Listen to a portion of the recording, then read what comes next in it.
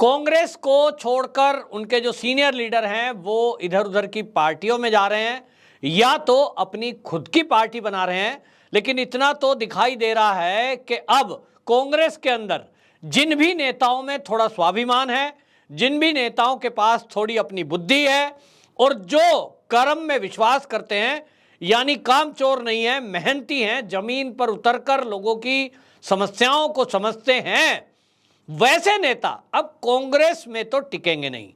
इसीलिए गुलाम नबी आजाद जो कि कांग्रेस के पुराने लीडर हैं, जिन्होंने इंदिरा गांधी से लेकर राहुल गांधी तक के साथ काम किया और पार्टी को अपने लगभग 40 साल दिए, उन्होंने पार्टी को छोड़ते समय ये कहा कि ये जो कांग्रेस पार्टी है ये अनपढ़ों की जमात है। ऐसा उन्होंने क्यों कहा, इस पर अलग अलग राय लोगों। लेकिन जब पत्रकारों ने उनसे पूछा कि इसी पार्टी में पिछले 40 साल से आप थे तो आपने अब यह आकलन क्यों किया और ऐसा बयान क्यों दिया, इस पर उन्होंने कहा कि मैं था, हमने ऐसा दौर देखा है कि मैंने छात्र नेता से लेकर के और मंत्री पद तक मेरे पास रहे हैं, कांग्रेस का मैंने हर समय देखा है। लेकिन जो आज के समय में हालात है वैसा हालात हमने कभी नहीं देखा। उन्होंने कहा जो हालात कांग्रेस के आज हैं वैसा हालात मैंने कभी नहीं देखा। आज के समय में राहुल गांधी जिस टोली से घिरे हुए हैं वो लोग कांग्रेस की ना तो विचारधारा को समझते हैं ना देश की स्थितियों को समझते हैं और वो केवल चापलूस और चाटुकारिता के लिए इधर उधर की बातें करते हैं और राहुल गांधी उन्हीं के फैसलों पर स्टैंप लगाते हैं। ये गंभीर आरोप गुलाम नबी आजाद ने लगाया और अपनी पार्टी अलग बनाने की जो घोषणा की, अब जम्मू के अंदर उन्होंने एक रैली की और उस रैली में जो भीड़ गई उसने दिखा दिया कि कांग्रेस से अलग होकर के जो गुलाम नबी आजाद ने घोषणा की थी, ये तय है कि आने वाले चुनाव में, जम्मू और कश्मीर के चुनाव में जो गुलाम नबी आजाद की पार्टी है वो एक निर्णायक भूमिका में होगी। गुलाम नबी आजाद के साथ लगभग 60 के करीब सीनियर लीडरों ने कांग्रेस पार्टी से इस्तीफा दिया और उन सभी ने गुलाम नबी आजाद की पार्टी ज्वाइन की, जिसमें आपको बता दें पूर्व डिप्टी स्पीकर और पूर्व डिप्टी सीएम तक भी हैं।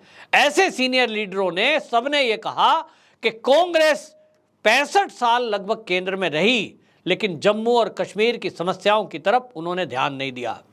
जम्मू रीजन की खास तौर पे मैं यदि बात करूं तो मुझे बहुत सारे लोग जम्मू रीजन के व्यक्तिगत रूप से जिनसे मेरी बातचीत होती है वो ये कहते हैं कि जो कांग्रेस की सरकारें पिछले साल रही हैं, 65 साल लगभग देश की सत्ता में रही, उन्होंने कभी भी अगर कोई विकास की योजना आई तो वो कश्मीर में तो दी लेकिन जम्मू रीजन को अछूता छोड़ दिया।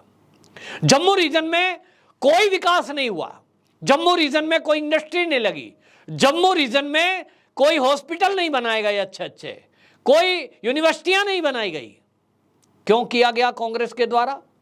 ऐसा इसलिए किया गया क्योंकि वो हिंदू बहुल एरिया है। आज राहुल गांधी महंगाई के नाम पर एक रैली करते हैं और कश्मीर से कन्याकुमारी तक यात्रा की घोषणा करते हैं। वो कहते हैं कि बीजेपी और कांग्रेस देश को तोड़ रही है, देश में नफरत कर रही है, नफरत के आधार पर लोगों को बांट रही है। लेकिन क्या राहुल गांधी इस बात का जवाब देंगे कि 65 साल जो कांग्रेस सत्ता में रही, राहुल गांधी भी पिछले 20 साल से राजनीति में सक्रिय है, क्या उन्होंने जम्मू रीजन के लिए कुछ किया? किस मुंह से आप जम्मू कश्मीर के चुनाव में जाएंगे? और मैं समझता हूं कि गुलाम नबी आजाद को यह आभास हो चुका है कि अगर वो कांग्रेस में रहे तो फिर आगे की राजनीति वो कैसे करेंगे। अभी तक तो राज्यसभा के मेंबर थे, केंद्र की राजनीति में आ जाते थे, जम्मू कश्मीर में कोई कांग्रेस का चेहरा अगर माना जाता है कि जो राष्ट्रवाद के मुद्दे पर भी और देश हित के मुद्दे पर भी बात करता है वो गुलाम नबी आजाद है। देश के प्रधानमंत्री नरेंद्र मोदी ने खुद सदन के अंदर उनके विदाई समारोह के टाइम पे जो उद्बोधन दिया उसमें भी उन्होंने एक घटना का जिक्र किया था जब आतंकवादियों ने गुजरात के टूरिस्टों पर हैंड ग्रेनेड से हमला कर दिया था और उस समय किस तरह की भावनात्मक सहायता गुलाम नबी आजाद ने की थी। तो ये बताता था कि वो बेशक जम्मू और कश्मीर के सीएम थे, लेकिन पूरे देश से एक अटैचमेंट उनका रहा और मानवता का रिश्ता उन्होंने आगे रखा। और इसी के कारण ये माना जाता है कि दोनों नेता एक दूसरे की तारीफ कर रहे थे, लेकिन कांग्रेस को शायद ये पसंद नहीं आया कि गुलाम नबी आजाद कांग्रेस में रहते हुए मोदी की तारीफ कैसे कर रहे हैं, और इसी को लेकर उनको ट्रोल किए जाने लगा, उन पर सवाल उठाए जाने लगे। और इसीलिए गुलाम नबी आजाद ने कांग्रेस छोड़ दी।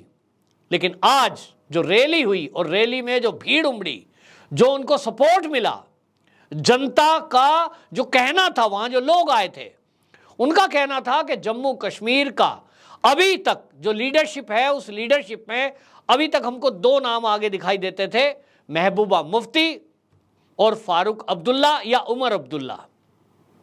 इसके अलावा नेताओं का ऑप्शन नहीं था। भारतीय जनता पार्टी की तरफ से कोई बड़ा चेहरा, बड़ा लीडर जम्मू कश्मीर की राजनीति में आज की डेट में नहीं है।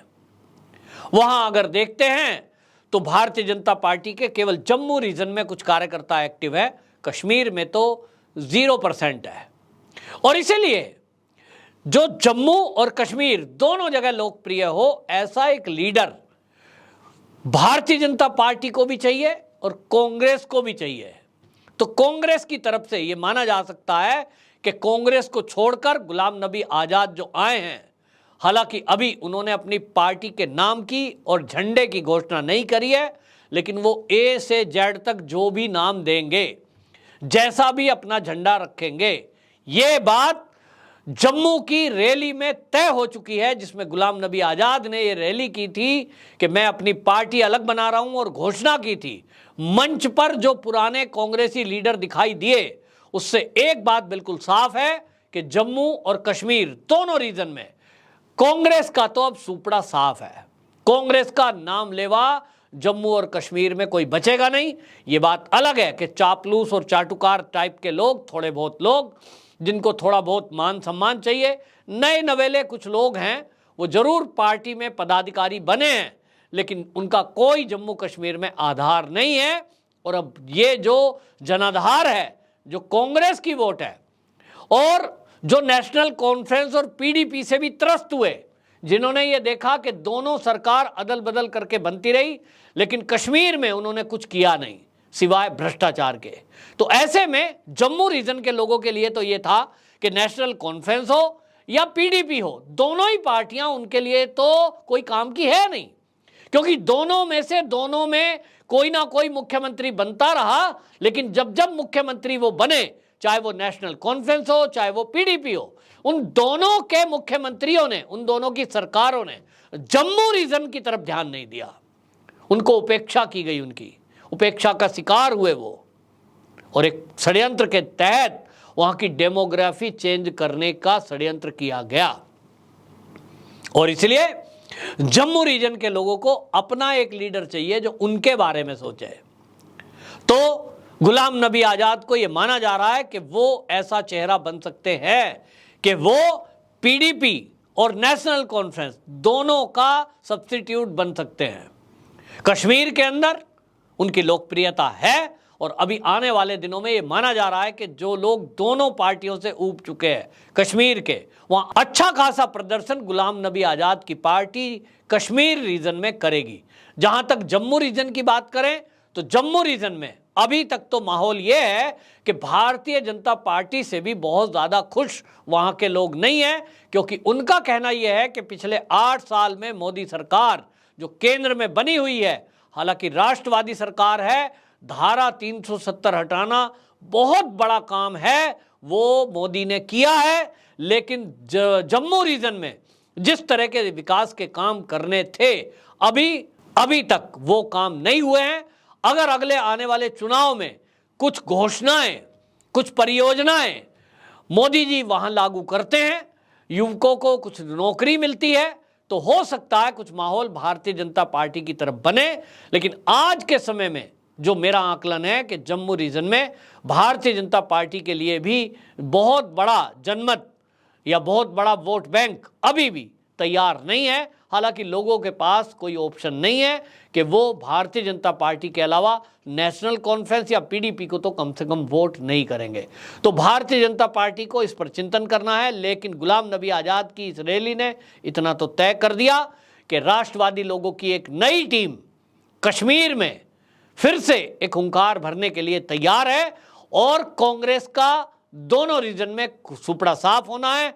वहीं कश्मीर रीजन में गुलाम नबी आजाद की जो पार्टी बनेगी नहीं, वो पार्टी फारूक अब्दुल्ला की पार्टी नेशनल कॉन्फ्रेंस और पीडीपी दोनों का सफाया करने के लिए काफी होगी। वंदे मातरम।